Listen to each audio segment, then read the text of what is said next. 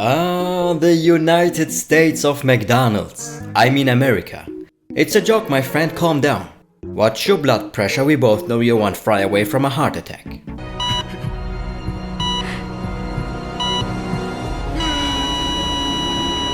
Western hypocrisy strikes again. America, part of the Western world. The Western world that stands for freedom and freedom of speech. Unless your opinion stands against whatever mainstream media tries to shove into your head. I have already noticed that society loves to blame an entire group of people when a few of them mess up. Suddenly, all of them get dragged into this and have to pay the price. So, players of the recently released Mortal Kombat 1 who come from Russia will be denied access to the online mode, even though it worked in the beta. Only God knows how many players have given their hard-earned money for this game just to be punished for something they have not caused. Heck, the entire game can't be purchased without using stores of other countries, even though I don't understand how you would go this length to support that garbage anyway.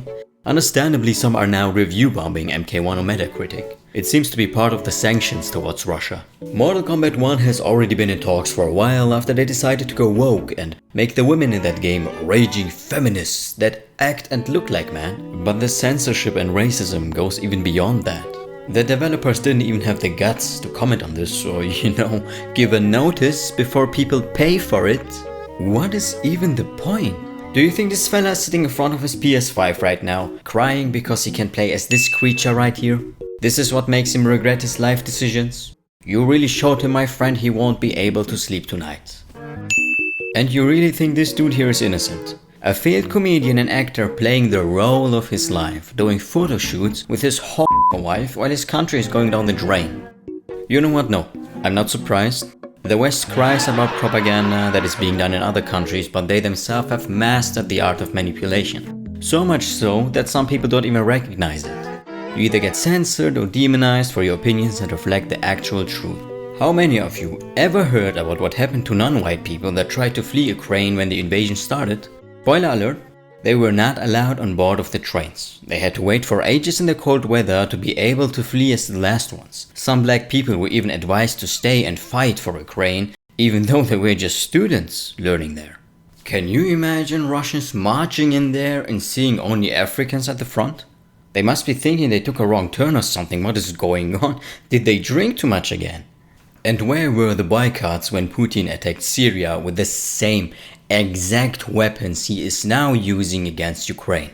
I have another question to you. With all the hatred the Russians have been receiving for months now, if they get the chance to openly decide which side they are on, do you think they are still going to choose yours? Or rather, the side of the guy that at least acts like he cares for the Russian people?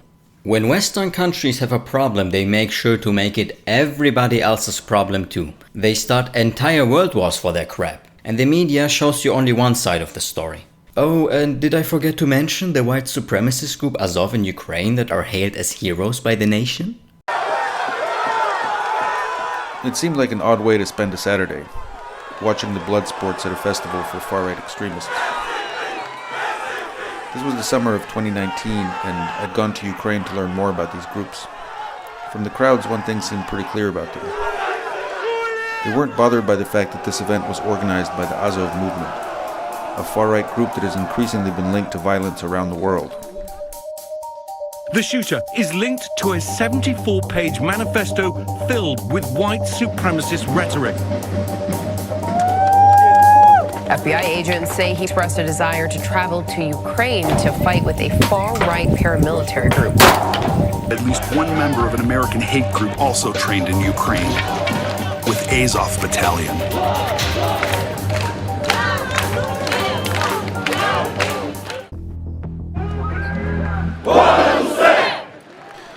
At their public events, one thing that surprised me was how many Ukrainians tend to see Azov not as militants or extremists, but as war heroes.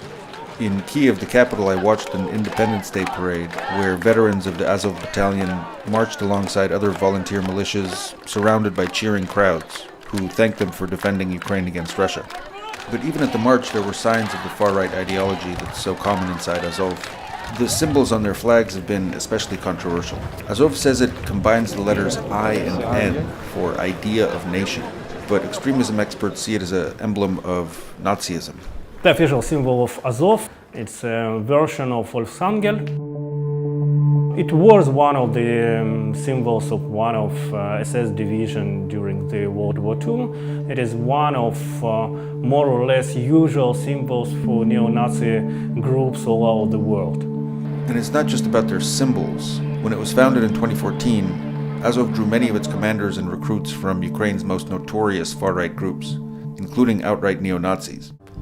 During my visit in 2019, I spent a day at one of the biggest recruitment events in Azov's history. Thousands of people showed up for a day of fighting sports and blatant propaganda. There were neo-Nazi symbols, tattoos, and posters all over the place. And many in the crowd seemed pretty receptive to Azov's far-right ideology. Events like this also tend to attract recruits from abroad. One of the ones I met was named Robin, who had just arrived in Ukraine from Sweden, where he told me he's wanted for hate crimes.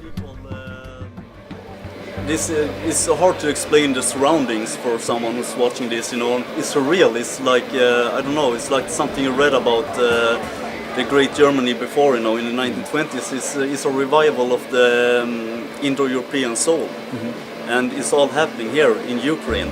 Afterward, we rode back to the Azov base in northern Kyiv, where Azov commanders had allowed Robin to stay as a potential recruit. We are Aryans, and we will rise again. That's a way of life, you know.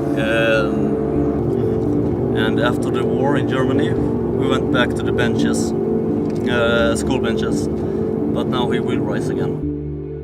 We are Aryans, and we will rise again. A few weeks later, Robin, the Swede I met at that festival, wrote me that he was going to the front lines to join the fight. With recruits like this, it's little wonder that US officials see Azov as a threat. Experts point out that the pace of white supremacist terrorism has intensified, with new incidents frequently filling the headlines. 22 gunned down at a Walmart in El Paso, Texas, 2 killed near a synagogue in Halle, Germany, 9 more in an attack on 2 shisha bars near Frankfurt, and a series of arrests exposing far-right terror plots across the US and Europe. One tally reported an increase of 320% in such attacks in Western countries between 2014 and 2019.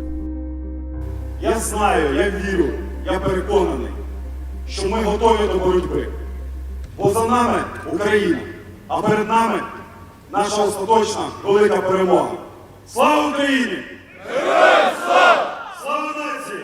Смерть ворогам! Україна!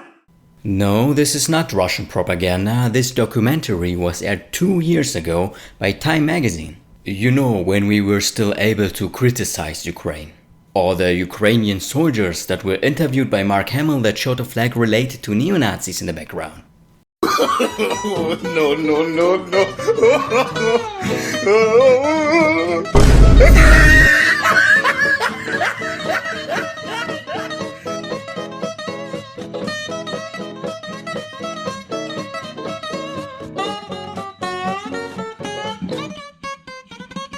I love how the world went from Ukraine is the center of corruption to now I stand with Ukraine, hashtag this, hashtag that, I'm such a good person. Funny how fast the media changes its narratives. At least I had the privilege to see a lot of Western people speak out against generalization and prejudices. It's not about repeating the same mistake and blaming the entire West, but we both know how the media loves to cause some good drama and create fear to receive their so beloved high quota. And for the ones of you that will claim the Russians have to be reminded that there is a war going on right now. My friend, I can't leave all that fun just to you, so let me also remind you of something. Maybe pay for your sins first before you mention the ones of others. The developers of the game Netherrealm Studios are Americans based in Chicago. Who the hell do you think you are that you are now trying to act like you have the moral high ground? Does part of the American population suffer from collective amnesia? Now you are concerned by invasions of other countries and the suffering it inflicts towards its citizens? How many countries did you have destroyed? Let's take a quick look. What about Iraq, that still has not recovered because of the corrupt government you have placed in there after invading them to steal their oil? I'm genuinely baffled and amazed how American soldiers haven't attacked any high school yet, considering the amounts of oil found on teenagers' pimple-ridden faces. FBI, open up!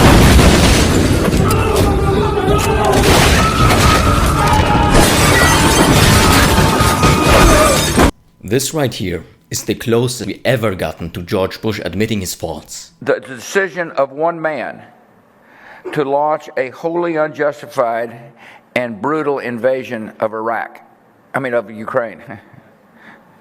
Iraq, too. Anyway, 75. Oopsie, my zodiac sign is asparagus. We tend to get quirky at night. The animatronic characters here do get a bit quirky at night. But you are the terrorists, remember that? What about Afghanistan and the people currently starving there because your embargo and bitterness over the lost 20-year-old long war you started against them? Just to be able to farm poppy plants that grow there to manufacture opioid drugs to sell in your own country. Apparently money is worth more than human life in general. You couldn't handle a bunch of folks living in caves and mountains and act like you are the victims when they were simply defending their land from invaders. Recently, an Australian veteran and so-called war hero of yours was exposed for the killing of an unarmed and handcuffed Afghan farmer by kicking him off a cliff. His teeth got knocked out, but who cares since troops proceeded to shoot him after anyways. He also shot dead a war prisoner with a prosthetic leg with a machine gun, then took the prosthetic leg back to Australia and used it as a drinking cup with other soldiers. And he stopped 2 unarmed teenagers trampling from fear, interrogated and ultimately killed them. Witnesses in the military testified that when they asked him where the boys were, he said, "I shot that c*** in the head. I pulled out my 9mm, shot the c*** in the side of the head, blew his brains out. It was the most beautiful thing I have ever seen." Those are just a few of many disgusting things he did in the name of freedom and democracy. And this was only a defamation trial, not a criminal one. So he also got away with it. How many of these type of monsters do you believe are still out there? What about the war crimes committed in Vietnam? Or the violence used towards Japan or Cuba? America does not have any morals. It only has interests. But this has nothing to do with me. I did not start those wars as an American. Thank you. That's what I'm trying to say. So what has 20-year-old Dimitri, that comes home and only wants to relax and distract himself from his miserable life after working in the gulag all day, has to do with what Vladimir over there is doing? The arrogance of Western countries exceed everything and their heads are stuck so far up their asses they're not even hiding the fact that they created rules for others but not for themselves. Acting like what happened to them on 9/11 is the biggest tragedy ever known to mankind and demanding for it to never be forgotten. But every crime they committed against humanity gets swept under the carpet. You know what, that's a lie, they don't even try to hide it, that's how full of themselves they are. They are the last group of people allowed to act morally correct because they have never held themselves accountable for anything or paid any consequences. The same thing also happened with Starfield. Russian players getting blocked from purchasing that game. And they even tried to boycott Atomic Heart for being developed by Russians. Why is nobody talking about this? Look, I really think none of these Western games are something to cry over, they are mid at best, it's about principles. My parents and religion taught me to always speak out against injustice. I'm someone whose race and religion has been demonized and lies spread about my whole entire life. And my family personally suffered from Western aggression. For the small possibility that anyone even watches this video, and even smaller chance of a Russian person seeing this, it's okay, brother. I know how you feel, and I won't be silent about this.